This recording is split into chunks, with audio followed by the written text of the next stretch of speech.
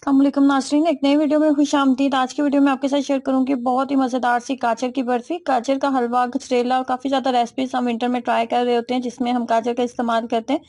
तो ये रेसिपी आपको टोटली डिफरेंट लगेगी और खाने में तो बहुत ही कमाल की है।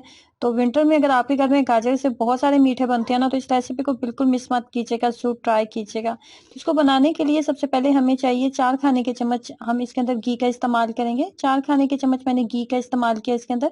घी जैसे ही मेल्ट होने लगेगा ना, तो फौरी आपने इसके अंदर 2 खाने के चम्मच बेसन ऐड कर देना है। फौरी बेसन हमने इस वजह से इसके अंदर ऐड करना है कि जैसे ही ऑयल अगर ज्यादा गर्म हो जाएगा तो हम इसके अंदर बेसन ऐड करेंगे ना, तो बेसन बहुत जल्दी डार्क हो जाएगा।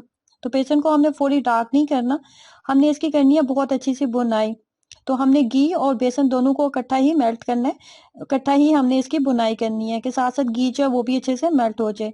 इसको ऑयल के अंदर बिल्कुल नहीं बनाना, आपने अपने इसके अंदर घी का ही इस्तेमाल करना है। नॉर्मल जो किचन में घी का इस्तेमाल किया जाता है वही घी मैंने यहाँ पे इस्तेमाल किया है। किचन में बहुत अच्छी सी खुशबू आने लगी है, ये बहुत अच्छे से डार्क हो चुका है, इसकी बुनाई हो चुकी है। कम से कम 5 से 7 मिनट मैंने इसकी बुनाई की है। तो यहाँ पे मैं गाजर ऐड कर रही हूँ। तो गाजर की मिकदार मैं आपको बता दूं, तो गाजर जो है वो मैंने तकरीबन 1 किलो के करीब गाजर ली थी। अच्छी वाली मोटी वाली जो गाजर होती है ना, उसका हमने इस्तेमाल करना है। यहाँ पे एक और बात का आपने ख्याल रखना है कि गाजर को जब आपने ग्रेट करना है, जब आपने कद्दूकश करना है गाजर को, तो गाजर को आपने जो इसकी मोटी वाली साइड होती है ना, ये वाली कद्दूकश की जो मोटी वाली साइड होती है ना, वहां से आपने इसको कद्दूकश करना है। उसकी रीजन ये है कि जब बर्फी बनाएंगे ना, तो इसमें इसके रेशे जो है ना गाजर के, वो नजर आने चाहिए। जब गाजर के रेशे नजर आएंगे और मुंह में भी आपके हल्का सा क्रंच आएगा गाजर का, तो खाने में आपको बहुत टेस्टी लगेगा। तो इसलिए गाजर को जब आपने कद्दूकश करना है, तो इसको मोटी वाली साइड से आपने इसको कद्दूकश करना है। 1 किलो के करीब मैंने गाजरें ली थी और गाजरों को अच्छे से हम कद्दूकश कर लेते हैं।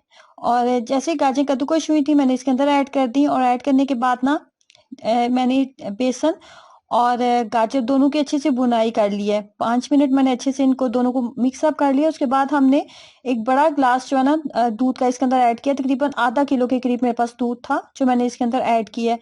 आधा किलो दूध ऐड करने के बाद फ्लेम को मैंने लो कर दिया था। ढक्कन के साथ इसको कवर कर देंगे यहाँ तक के 80% जो है ना दूध जो है मुकम्मल तौर पे ड्राई हो जाए और गाजर जो है मुकम्मल तौर पे कुक हो जाए। यहाँ पे इस स्टेज पे अब यहाँ पे हम इसके अंदर मिल्क पाउडर ऐड करेंगे। एक बड़ा जो कप होता है, 1 कप के करीब मैंने मिल्क पाउडर ऐड किया था। मिल्क पाउडर ऐड करने के साथ ही हम इसके अंदर चीनी ऐड कर देंगे। चीनी आप अपने टेस्ट के अकॉर्डिंग ऐड कर लें। मैंने तकरीबन आधा कप के करीब ऐड की थी, जो कि एक नॉर्मल मीठा था, बहुत ज्यादा मीठा नहीं था। दोनों को अच्छे से कर लेते हैं मिक्सअप।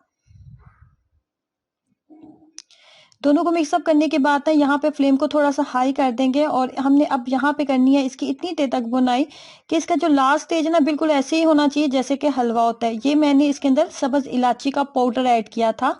सब्ज इलायची का पाउडर ऐड करने के बाद अब मैंने इसकी इतनी देर तक बुनाई करनी है कि ये जो है बिल्कुल अपनी साइड को छोड़ दे और बिल्कुल ऐसे ही हो जैसे नॉर्मली हम बर्फी तैयार करते हैं ना, तो वो अपनी साइड्स को छोड़ देती है और बहुत अच्छे से जो है वो बिल्कुल हलवे की शेप में आ जाती है। बिल्कुल उसी तरह हम इसको भी इसी तरीके से हमने भून लेना है। ये देखिए, इसने अपनी साइड्स को बहुत अच्छे से इसने छोड़ दिया। ये इसकी फाइनल स्टेज है। अब मैं इसको किसी भी जो आपके पास शेप है जिसके अंदर आप इसको डालना चाहते हैं, उसके अंदर आप इसको डाल लें। उसके बाद कम से कम आपने 1 घंटा इसको फ्रीजर में रखना है और 1 घंटा आप इसको फ्रीजर में रखेंगे तो ही ये बहुत अच्छे से सेट होगा। 1 घंटे से पहले आप इसको काटने की कोशिश करेंगे तो ये बिल्कुल भी अच्छे से कट नहीं होगा। थोड़ा सा जैसे ही हार्ड होगा कि हम इसको छुरी को इसके अंदर चला सकें, चाकू को इसके अंदर चला सकें, तो ही इसके पीसेस बनेंगे। ये देखें, खाने में बहुत ज्यादा टेस्टी बनती है और बहुत जल्दी बन जाने वाली रेसिपी है। और सर्दी में ऐसी रेसिपीज आप अपने बच्चों को जरूर खिलाया करें, जरूर ट्राई करवाएं, क्योंकि ये उनके लिए, उनकी सेहत के लिए बहुत ही बेहतरीन है। तो जरूर ट्राई कीजिएगा इस मजेदार सी रेसिपी को और अपने एक्सपीरियंस में से जरूर शेयर करें। वीडियो अच्छी लगी है तो प्लीज लाइक करें, शेयर करें, चैनल को सब्सक्राइब करें। अल्लाह हाफिज।